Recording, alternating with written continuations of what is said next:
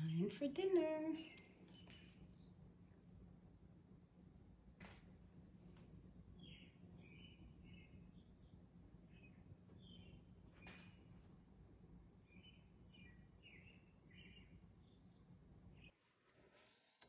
Hello, hello, hello. Welcome once again to my kitchen. Today we're going to be making a dish that is very common, very popular in Jamaica. Probably only second to, well, oxtail, or maybe jerk chicken, maybe even curry goat. Okay, all Jamaican dishes are popular, but today I'm going to be making some stew peas and rice with pork pigtails. So I bought these unsalted, so I didn't have to go through the process of, boiling it and getting the salt out. So it's already unsalted, so I will just add salt back to the pot. So come with me while we make some Jamaican stew peas and rice for dinner. If you ask a few people, what their favorite Jamaican dish is, you would probably get a lot of people saying stew peas, especially with pig's tail. Okay, got the hair out the way a bit. Get this little piece out the way as well. I'm just gonna wash my hands. So I bought this little brush for under my nails. So I'm gonna be making some dumplings today for the stew peas, but let me just get started. Washing under the nails and everywhere.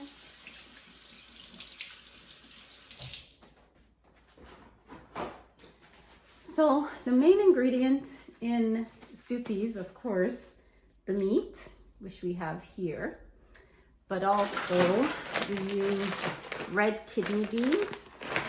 I like the Grace brand of red kidney beans, and I like the light red kidney beans. So I'll probably use a little less than half of this bag, maybe more like a third of this bag. So let's get started. Okay, so let's get into it using my red kidney beans. And I don't measure anything, so this bag size, I use a little less than a third in the, yeah, that's enough. It's just the three of us. So I have my meat in some water with some lemon juice, just to wash that off for a bit. We're gonna get the peas, the red kidney beans washed, and just get that on the stove going and then add the water.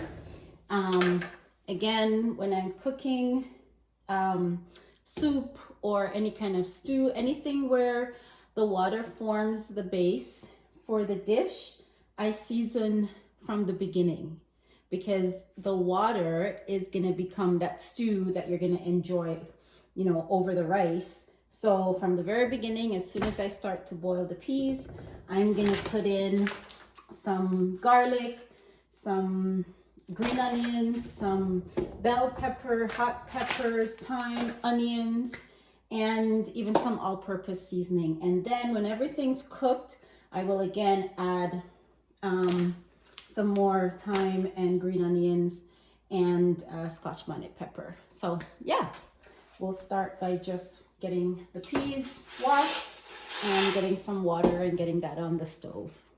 I didn't, you can opt to soak the peas overnight, just leave it sitting in water overnight, and then you can just add the meat directly, but I didn't do that, so I boiled the peas for a little bit by themselves, and then I'm gonna add my pig's tail, and I already washed it and trimmed off some of the excess fat. And this is about 3 pounds, because each pack was about 1.5 pounds. I like when it has a lot of meat. I don't like when, I have to be searching for the meat. So I'm just gonna get that all in. All the meat in with the kidney beans that are already there. All right, gotta stir. And like I said, because the water is gonna form the base for the stew, right? This is all gonna cook down. So I want the meat, I want the water, everything to have the flavor. So I'm putting in 4 cloves of garlic and some thyme that I've already washed and chopped up. Where's my spoon? Some onions. I chopped up a half of a small white onion and then just a small bit of red bell pepper. And I've got 2 Scotch bonnet.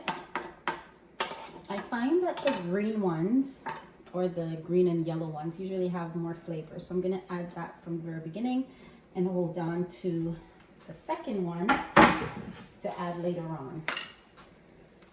So give that a nice stir. And remember, the meat is unsalted.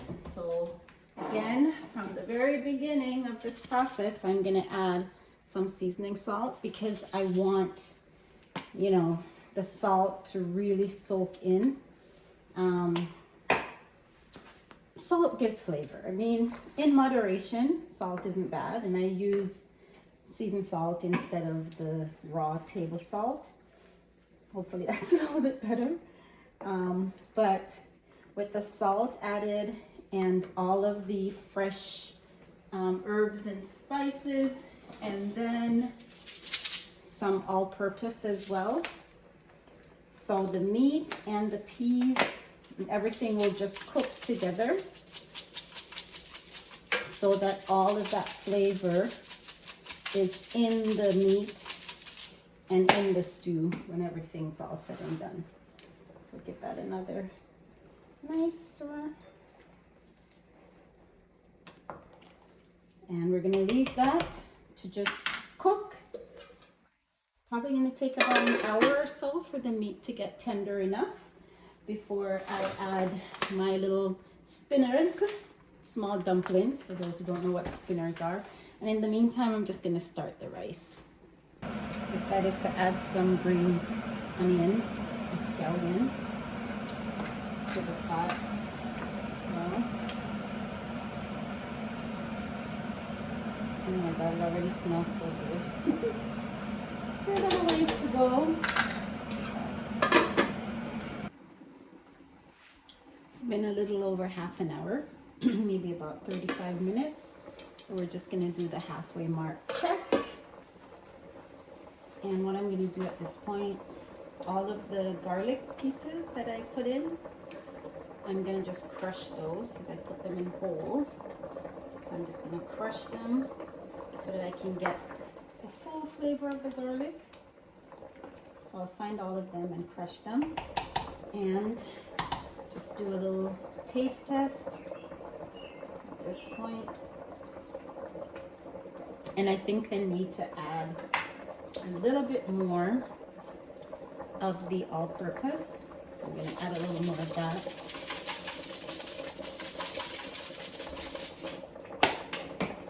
And just a touch more salt is needed as well.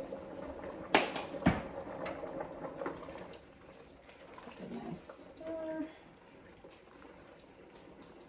But all of the fresh seasoning, the onions, the garlic, I had put in some scallions, some green onions as well, and the red bell pepper, everything, the thyme, everything has basically just boiled out into the water, which is exactly what I wanted, because then all of that flavor is then going to be infused into the water, which becomes, you know, once it thickens, is your stew. So okay, better. So cover that again, leave it for another half hour. Okay, we're gonna check our pot again.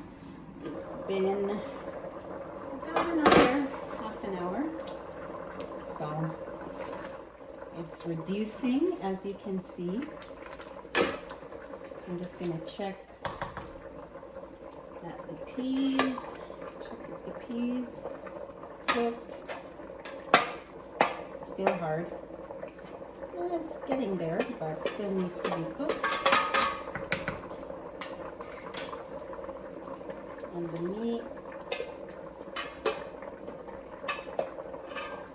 meat's pretty cooked, but can cook some more, and the peas need to cook a little bit more. So we're just gonna leave that. So I just check it if the water had reduced to the point where I needed to add a little bit more, then I would add some more hot water.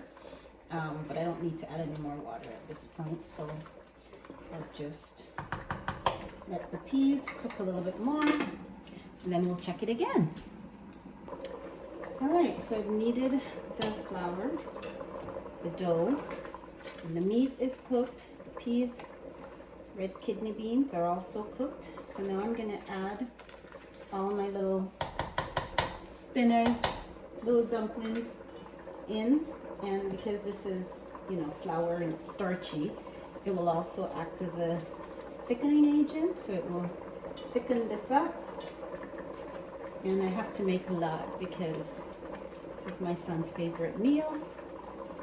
And he loves his dumplings. So we will get this all done and get all the dumplings in. And then we'll take it from there.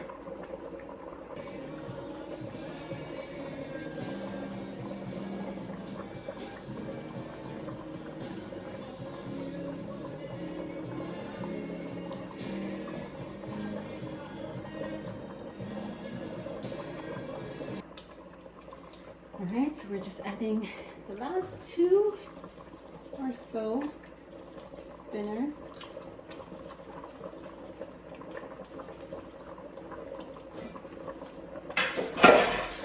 And then I'm gonna add some more green onions and thyme that I had cut up earlier. Just give that a nice stir. Lots of meat. Lots of dumplings, lots of flavor. We're going to turn this down now, and we're just going to leave it to simmer. And after a few minutes, that's what it looks like. It's thickened up. Just going to give it a last taste.